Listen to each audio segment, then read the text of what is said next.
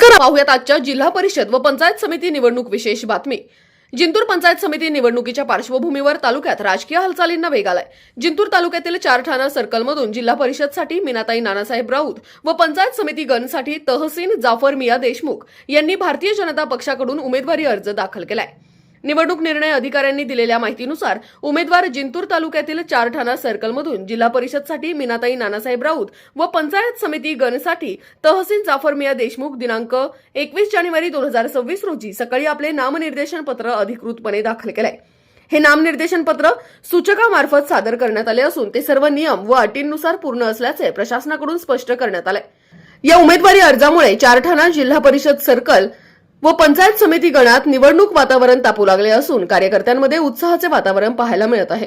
निवडणूक प्रक्रियेच्या पुढील टप्प्यात सर्व नामनिर्देशन पत्रांची छाननी ही 22 सप्टेंबर 2026 रोजी सकाळी 11 वाजल्यापासून जिंतूर तहसील कार्यालयात होणार आहे। छाननी प्रक्रियेदरम्यान उमेदवारांच्या अर्जांची कायदेशीर तपासणी करण्यात येणार असून त्यानंतर पुढील निवडणूक टप्प्यांना सुरुवात होणार आहे। जिंतूर पंचायत समिती निवडणुकीसंबंधीच्या सर्व ताज्या घडामोडींसाठी आमच्या चॅनलला सबस्क्राइब करा। आज जिल्हा परिषद पंचायत समिती निवडणुकीचा फॉर्म भरण्याचा शेवटचा दिवस। आज भारतीय जनता पार्टीने सक्षम असे 10 जिल्हा परिषद सदस्य आणि 20 पंचायत समिती सदस्य या ठिकाणी घोषित केले।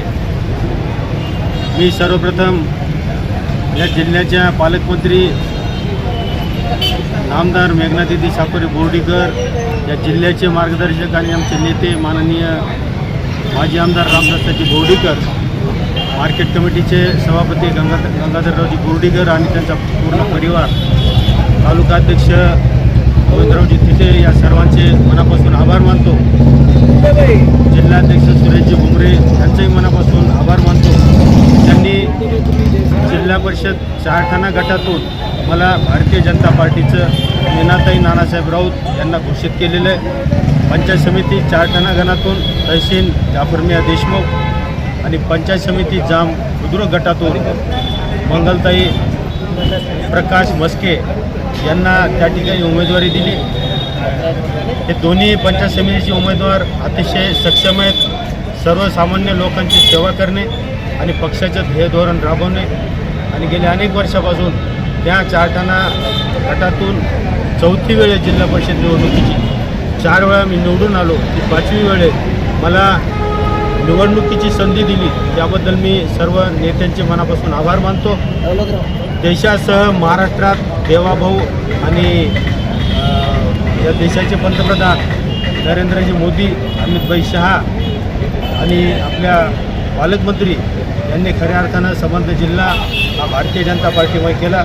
आमचं सर्वांचं लक्ष एकच असं की या तालुक्याचा सभापती भारतीय जनता पार्टीचा असावा, सेलू तालुक्याचा सभापती भारतीय जनता पार्टीचा व्हावा आणि भारतीय जनता पार्टीचं सरकार या परभणी जिल्ह्याच्या जिल्हा परिषदेवर झेंडा फडकल्याशिवाय राहणार नाही। कारण अतिशय चांगलं काम गेल्या 1 वर्षापासून भारतीय जनता पार्टीचं या ठिकाणी चालू आहे। अतिशय चांगल्या नवीन दमदार अशा कार्यकर्त्यांना उमेदवारी दिली। नक्कीच ही चळवळ 2029पर्यंत अशीच वाढलेली दिसेल। पुन्हा एकदा आम्हाला दिलेली संधी, मनापासून त्या संधीचं निश्चित सोनं करू। सर्वसामान्यांचं काम आणि गटाचा आणि गणाचा विकास हे आमचं लक्ष असेल। सर्वसामान्य मायबाप जनतेकडे जाऊन आम्ही आमची ध्येय धोरणं त्यांच्यापर्यंत मांडू। आमच्या काही भविष्यात काही झालेल्या चुका असतील त्या चुकाची दुरुस्ती करू आणि भविष्यात कुठली चूक न होता सर्वसामान्य माणसाचं मन कसं जिंकता येईल असंच हे तिन्ही उमेदवार काम करतील। मी पुन्हा एकदा या जिल्ह्याचे नेते आणि जिल्ह्याचे जिल्हाध्यक्ष, तालुका अध्यक्ष आणि पालकमंत्री यांचा मनापासून आभार मानतो आणि आजपासून खऱ्या अर्थानं सर्वसामान्य जनतेमध्ये न्याय मागण्यासाठी आणि त्या खुर्चीवर या दोघांना आणि मीनाताईंना बसवण्यासाठी निश्चितच आमचे सर्व कार्यकर्ते ताकदीनिशी काम करतील। गेल्या अनेक वर्षापासून हे कार्यकर्ते आमच्यासोबत आहेत।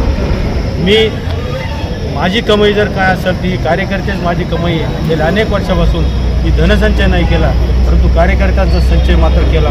तो अभेद्य किल्ला अजूनही कायम आहे। एकाच गटातून निवडणूक लढवणारे नानासाहेब राऊत एकमेव माणूस उमेदवार आहेत बाकीचे प्रत्येक वेळेला प्रत्येक गट आणि गण बदलतात, मात्र मी गट आणि गण यामुळे बदलला नाही. खऱ्या अर्थानं ग्राउंड लेवलला माझं काम आहे. त्या 3-4 वर्षात जरी काही अंतर पडलं असेल तर त्याची भर मात्र येणाऱ्या 5 वर्षात निश्चित केली जाईल. मी पत्रकारांनाही मनापासून आभार व्यक्त करतो, त्यांनाही धन्यवाद देतो की वेळोवेळी तुम्हीसुद्धा आमच्या ज्या काही रास्त न्याय अन्यायाच्या बाजू असतील आपण पत्रकारितेच्या माध्यमातून यूट्यूबच्या माध्यमातून जनतेसमोर मांडता. त्यामुळं तुम्हालाही धन्यवाद. खऱ्या अर्थानं तुमचाही आम्हाला निवडून आणण्यात महत्त्वाचा वाटा असतो. या निमित्तानं कार्यकर्त्यासह तुम्हाला विनंती करीन की जे जे काही आमचं चांगलं आहे ते दाखवण्याचा प्रयत्न करा. पुन्हा एकदा धन्यवाद. जय हिंद, जय महाराष्ट्र.